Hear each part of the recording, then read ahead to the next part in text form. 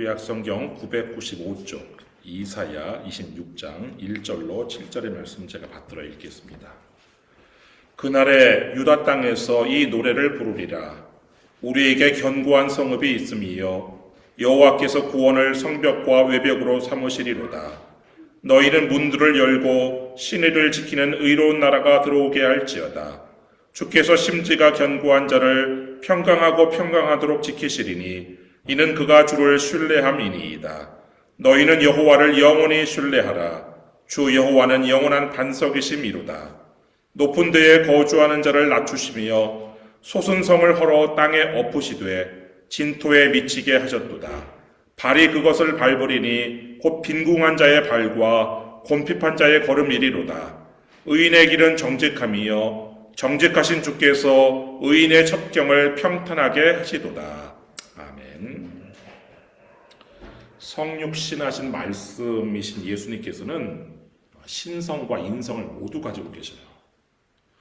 마찬가지로 이 기록된 말씀인 성경은 하나님의 영감으로 기록된 하나님의 책임과 동시에 인간 저자들의 역사적, 문학적 표현을 통해 기록된 인간의 문학 작품이에요. 그래서 성경에는 시도 있고, 노래도 있고, 역사도 있고, 편지도 있고 그런 거예요. 그렇다면 요한계시록은 어떤 문학 작품일까요? 요한계시록은 묵시문학이에요. 이 묵시문학이라는 장르는 우리에게는 좀 낯선 이런 장르지만 이 성서시대 유대인들에게는 아주 익숙한 그런 장르예요. 이 묵시문학이라는 것은 이 묵시를 통해서, 그러니까 계시를 통해서 하나님께서 역사의 마지막, 종말에 있을 하나님의 최종 승리를 드러내는 그런 문학 형식이에요.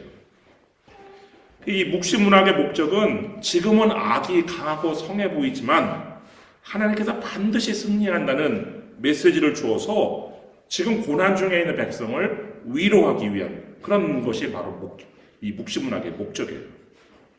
이 묵시문학에서 자주 사용되는 그 중요한 종말론적 표현이 뭐냐면 그날이에요. 이 그날은 하나님께서 역사 속에 직접적으로 결정적으로 개입하시는 때인데 이 그날에 하나님의 심판과 하나님의 구원이 동시에 일어날 때예요.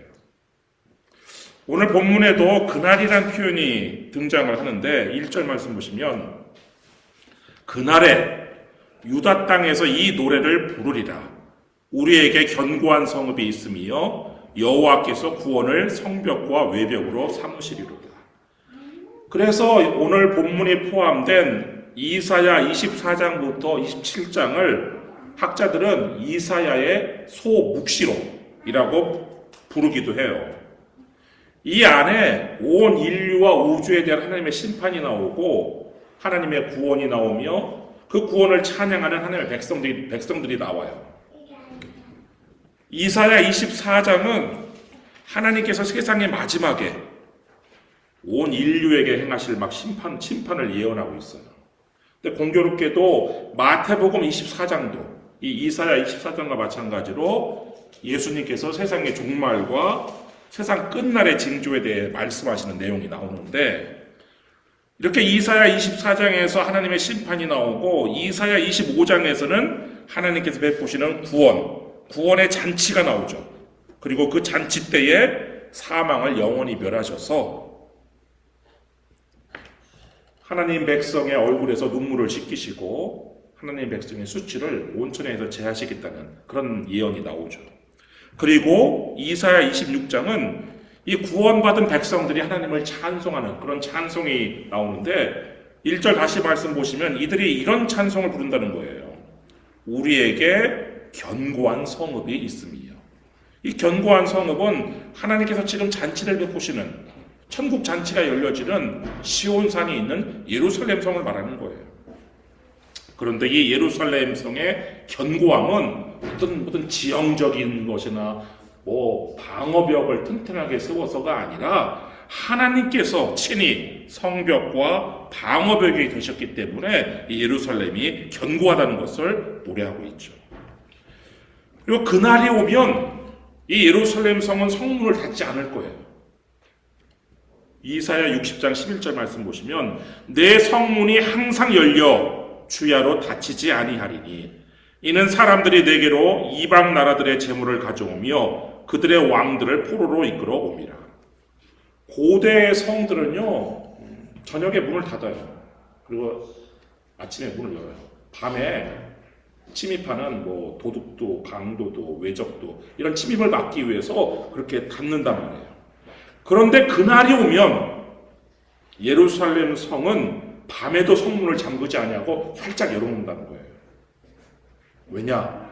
이제 예루살렘을 위협하던 모든 것들이 다 사라지고 예루살렘에 완전한 평화가 임할 것이기 때문에 그렇다는 것이죠.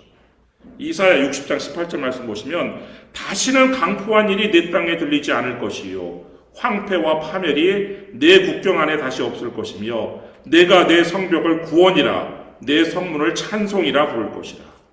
그날에는요 예루살렘의 이 살렘이 샬롬 평화거든요. 평화 이름 그대로 평화의 성이 될 거예요.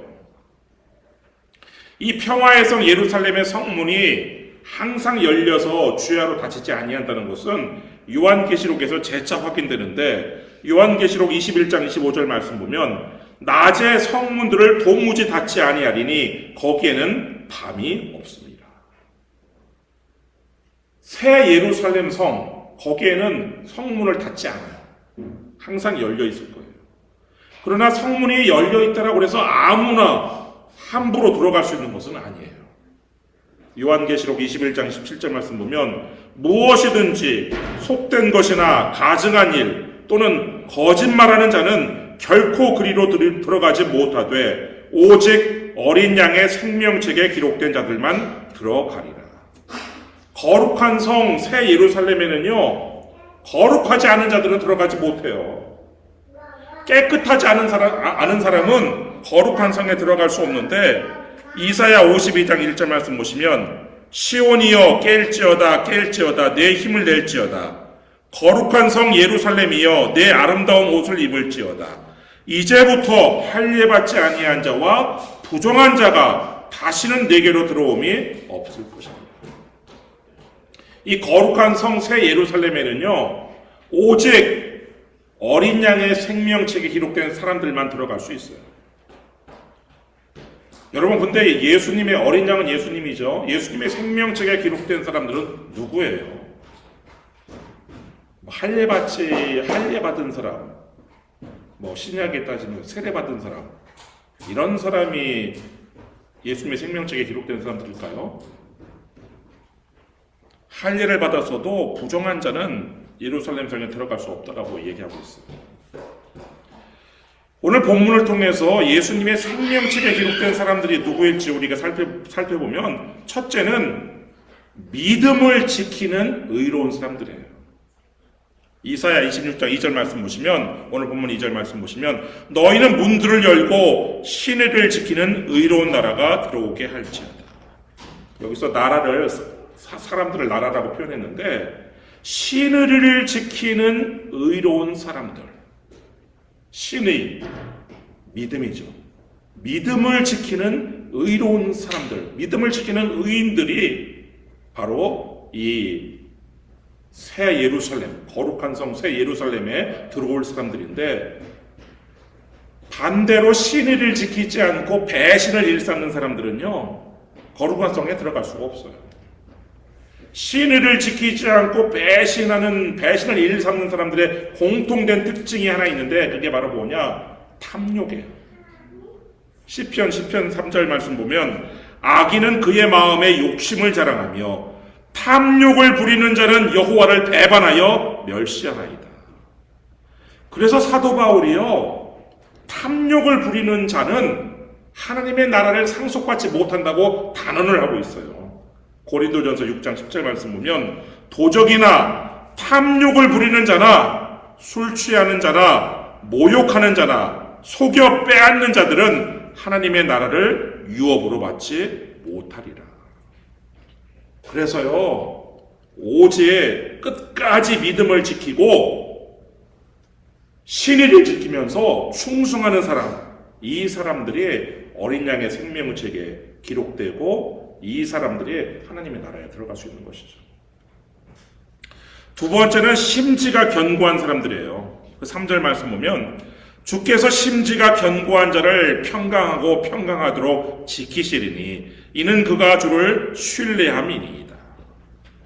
하나님을 신뢰, 하나님을 믿는 사람, 이런 사람은 어떤 사람이냐면요, 주여 주여 입으로 말하는 사람이 하나님을 믿는 사람이 아니에요. 심지가 견고한 사람이 하나님을 믿는, 하나님을 신뢰하는 사람인데, 여기서 심지는 이게 마음심 뜻지예요.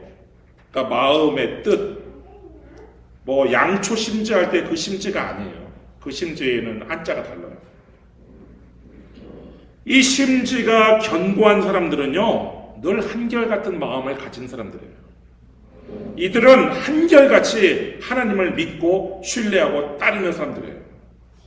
기쁠 때만 하나님을 따르는 것이 아니라 슬플 때, 건강할 때만 하나님을 따르는 것이 아니라 병든 때에도 하나님을 믿고 의지를 해요. 또 부유할 때만 아니라 부유할 때만 하나님을 따르는 것이 아니라 쫄딱 망하고 가난해졌을 때에도 여전히 하나님을 신뢰하고 하나님께 몸을 맡기는 사람들이에요. 하나님께서는 그와 같이 심지가 견고한 사람들을 평강하고 평강하도록 지키실 뿐만 아니라 평화의 성 예루살렘으로 그들을 인도하셔 드리시는 것이죠. 반면 하나님을 신뢰하지 않는 사람들, 입으로는 주여 주여라고 불러도 하나님을 신뢰하지 않는 사람들은 심지가 견고하지 못해요. 그렇게 심지가 약한 사람들은 마음과 뜻이, 마음의 뜻이, 마음에 품은 뜻이 약한 사람들은 쉽게 막 흔들려요. 기쁘고 뭐 건강하고 부유할 때는 하나님을 막 잘 믿는 것 같았는데 막상 슬픔과 질병과 가난이 찾아오니까 하나님을 그냥 버리고 떠나요. 그들의 마음밭은 돌밭이에요. 이 말씀의 씨앗이 떨어졌을 때 싹은 나지만 뿌리가 없어서 그냥 말라버리는 돌밭이에요. 마태복음 13장 5절 6절 말씀 보시면 더러는 흙이 얇은 돌밭에 떨어짐에 흙이 깊지 아니하므로 곧 싹이 나오나 해가 돋은 후에 타서 뿌리가 없으므로 말랐고. 심지가 약한 자들은요, 말씀을 들을 때는 기쁨으로 받아요. 근데 말씀 때문에 환난이 닥쳐오면 곧 그냥 넘어지고 말아요. 마태복음 13장 20절 21절에서 예수님께서 이렇게 해석을 해주셨죠. 돌밭에 뿌려졌다는 것은 말씀을 듣고 즉시 기쁨으로 받되 그 속에 뿌리가 없어 잠시 견디다가 말씀으로 말미암아 환난이나 박해가 일어날 때에는 곧 넘어지는 자예요. 이렇게 심지가 약한 자들은 마음밭이 돌밭이기 때문에 말씀을 그 당시에는 기쁘게 받아들였어도 열매를 맺지 못하는 거예요. 그래서 거룩한 성 새 예루살렘에 들어가지 못해요. 여러분, 말씀을 듣고 즉시 기쁨으로 받는 사람들도 이러하다면 도대체 말씀을 듣고도 깨닫지 못하는 자들의 운명은 어떠하겠어요? 천국의 문은요, 활짝이 열려있지만 그 문은 대단히 좁아요. 마태복음 7장 14절 말씀 보면 생명으로 인도하는 문은 좁고 길이 협착하여 찾는 자가 적음이라. 누가복음 13장 23절 24절 말씀 보면 어떤 사람이 여짜오되 주여 구원을 받는 자가 적으니이까? 그들에게 이르시되 좁은 문으로 들어가기를 힘쓰라. 내가 너희에게 이르노니 들어가기를 구하여도 못하는 자가 많으리라. 많은 사람들이 천국의 문으로 들어가려고 하겠지만 들어가지 못할 것이라는 거예요. 그리고 예수님께서는 그렇지만 그 좁은 문으로 들어가기를 힘쓰라고 명령하고 계시는데, 그래서 예수님께서요, 많은 사람들이 천국 문으로 들어가려고 하지만 들어가지 못한다고 말씀하셔서, 그래서 산상수훈에서 이런 말씀을 하시는 거예요. 나더러 주여 주여 하는 자마다 다 천국에 들어갈 것이 아니요 다만 하늘에 계신 내 아버지의 뜻대로 행하는 자라야 들어가리라. 마태복음 7장 21절 말씀.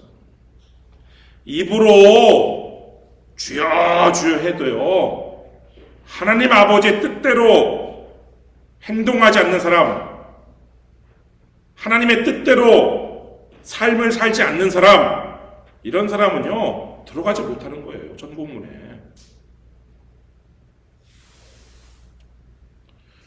여러분, 심지가 견고한 자는요 하나님을 신뢰하는데 어느 정도로 하나님을 신뢰하냐면요, 영원히 신뢰해요. 잘 될 때만, 기쁘고 평안하고 잘 풀릴 때만, 부유할 때만, 건강할 때만 신뢰하는 게 아니에요. 4절 말씀 보시면 너희는 여호와를 영원히 신뢰하라. 주 여호와는 영원한 반석이심이로다. 이 세상에 영원한 것이 무엇이 있어요? 아무것도 없어요. 영원할 것만 같았던 사랑도 우정도 시간이 지나면 다 빛이 바래요. 영원할 것만 같은 권세도요 그냥 화무 11홍에 불과해요. 화무 11홍이라는 거 한자를 우리 모르는 우리 분들은 무슨 뜻인가 할 수 있겠는데, 이 꽃화, 없을무, 11, 홍은 붉은홍. 아무리 아름다운 꽃도요 10일 동안, 열흘 동안 불지 못하다는 거예요. 그러니까 아무리 막 지금 막 나는 새도 떨어뜨릴 것만 같은 그런 뭐 권세도 영원할 수 없다는 걸 말할 때 화무 11홍에 불과하다 이렇게 말을 하는데, 이 세상에 영원한 것은 아무것도 없지만요 오직 영원한 것은 하나님 그리고 주님의 말씀, 이 두 가지만 영원한 거예요. 마태복음 14장 35절 말씀 보면 천지는 없어질지언정 내 말은 없어지지 아니하리라. 우리 하나님만이 영원한 반석이 되시고 우리 주님의 말씀만이 영원히 존재하는, 영존하시는 말씀이 되는 거예요. 그래서 심지가 견고한 자는 바로 그 하나님을 영원히 신뢰를 하는데, 다니엘의 성경에 보면 다니엘의 세 친구 이야기가 나와요. 이들은 느부갓네살 왕의 분노 앞에서도 하나님을 신뢰했어요. 이 바벨론 제국의 본토 사람들은 갈대아 사람들인데, 이 사람들이 다니엘과 세 친구가 출신이 어디예요? 저 변방의 유다에서 끌려온 포로 출신이란 말이에요. 아주 낮은, 옛날 같으면 포로로 끌려와서 그냥 노예잖아요, 노예. 노비로 전락해야 될 이 다니엘과 세 친구들이 높은 위치를 지금 차지하고 있단 말이에요. 그러니까 그냥 이게 못마땅하고 시기가 나서 우선 다니엘의 세 친구부터 건수 잡아가지고 허물을 찾아갖고 쓰러뜨려야 되겠다 해가지고 딱 잡은 건수가 바로 뭐냐면 바벨론의 느부갓네살 왕이 만든 금신상에게 절을 하자는 거예요.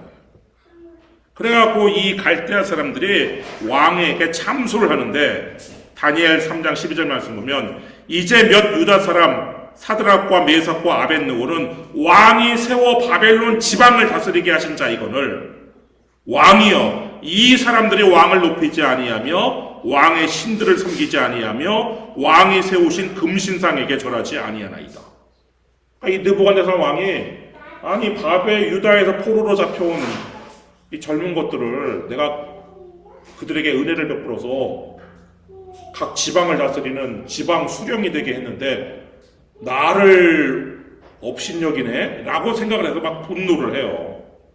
다니엘 3장 13절 느부갓네살 왕이 노하고 분하여 사드락과 메삭과 아벳느고를 끌어오라 말하며 드디어 그 사람들을 왕의 앞으로 끌어온지라.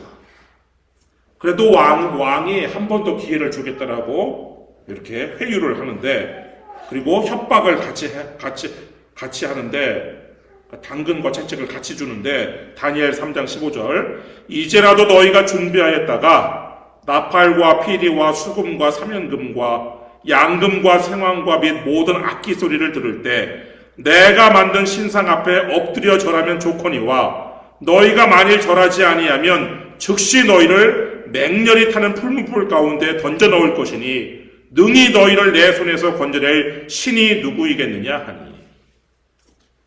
근데 이런 왕의 위협 앞에서도요, 이 맹렬히 불타는 용광로 속에 너희들 던져버릴 것이다. 이런 위협 앞에서도 이 다니엘의 세 친구는요, 죽음을 두려워하지 않았어요. 그리고 왕을 무서워하지 않았어요. 다니엘 3장 17절, 왕이여, 우리가 섬기는 하나님이 계시다면 우리를 맹렬히 타는 풀무불 가운데에서 능히 건져내시겠고 왕의 손에서도 건져내시리이다. 그리고 이들은요, 느부갓네살 왕의 분노 앞에서도 마음을 바꾸지 않았어요. 그렇게 하지 아니하실지라도 왕이여, 우리가 왕의 신들을 섬기지도 아니하고 왕이 세우신 금신상에게 절하지도 아니할 줄을 아옵소서. 다니엘의 세 친구는요, 죽으면 죽을지언정 우리는 우상에게 절하지 아니하고 하나님만 섬기겠습니다. 이 마음의 뜻을 변개하지 않았어요. 세상의 눈으로 보면 이렇게 어리석은 놈들이 어디 있어요. 지금 출신이 유다 포로 출신인데 올라갈 수 없는 자리에 지금 올라가 있어요. 바벨론 지방 장관들이에요. 지금 한 지방의 수령들이란 말이에요. 그런 좋은 자리를 내팽개치고 지금 용광로 속에 불 속에 들어간다니 얼마나 어리석어 보여요. 세상의 눈으로 보면. 그리고 일단 살고 봐야지. 죽으면 무슨 소용이 있다고 저렇게까지 하나. 그런데요, 심지가 견고한 사람들은 차라리 죽을지언정 굽히지 않아요. 그래서 결국 이들은 맹렬히 타는 풀무 속에 던져져요.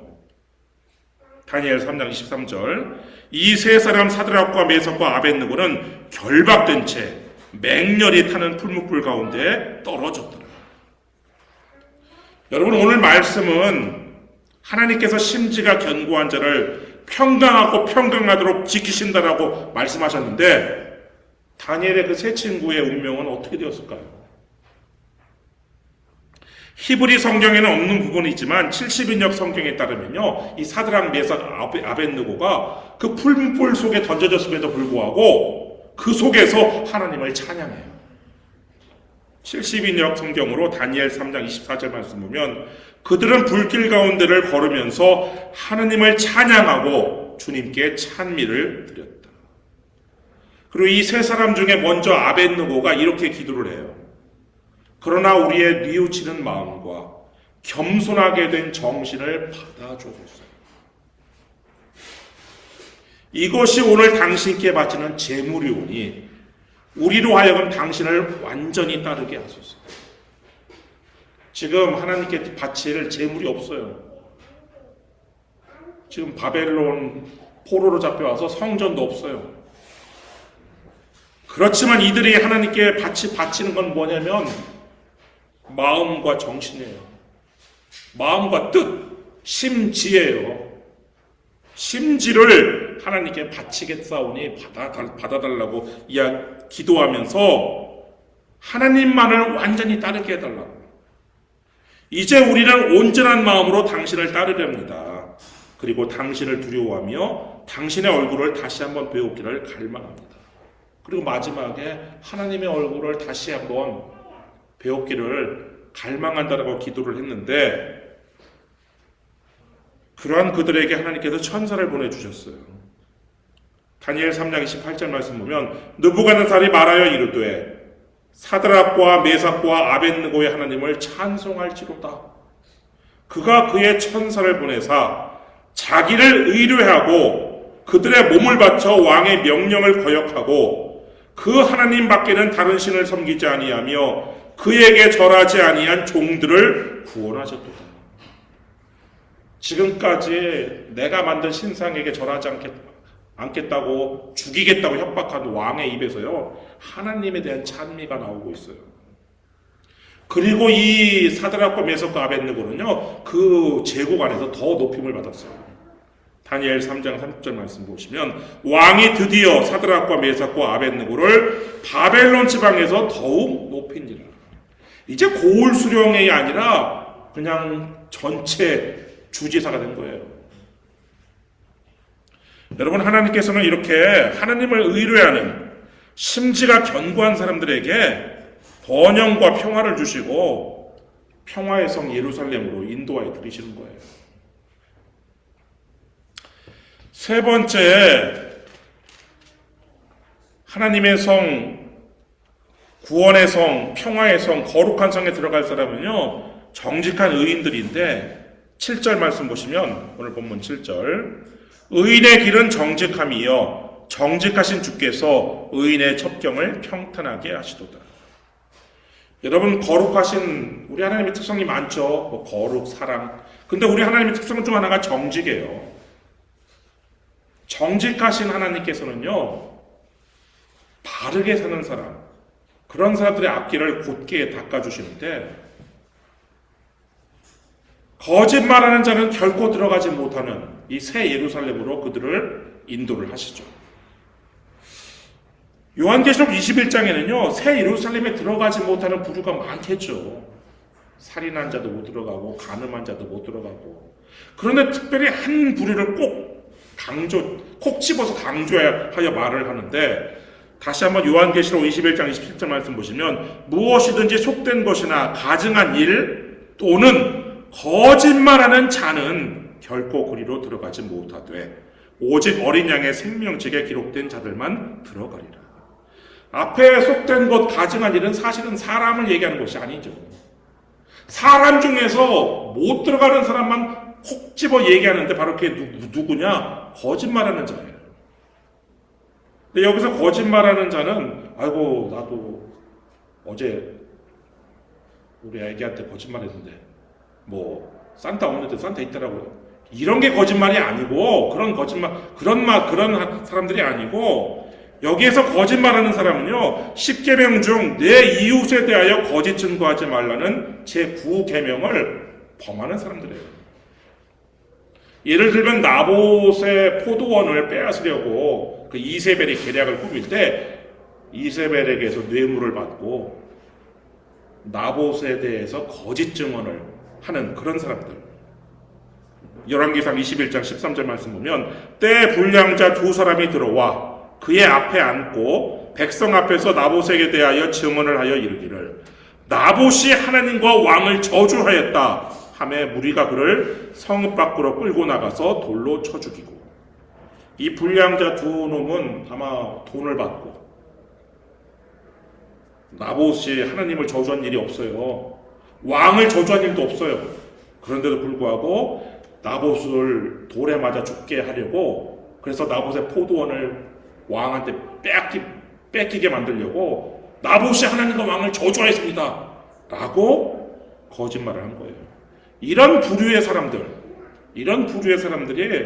바로 거짓말하는 자들로 하나님 나라에 들어갈 수 없는 사람들인데, 그래서 이 거룩한 성, 평화의 성, 이 구원의 성 예루살렘에는 오직 정직한 의인이 들어갈 수 있는 것이죠. 여러분, 거룩한 성의 성문은 항상 열려 있어요. 그렇지만 아무나 들어갈 수 있는 것은 아니에요. 오직 신의를 지키고 심지가 견고하며 정직해서 어린 양의 생명책에 기록된 사람들만 들어갈 수 있어요. 여러분 모두 끝까지 믿음을 지키고 한결같은 마음으로 주님을 의지하면서 바르게 살다가 거룩한 성 새 예루살렘에 들어가시기를 주님의 이름으로 축원합니다. 기도하겠습니다.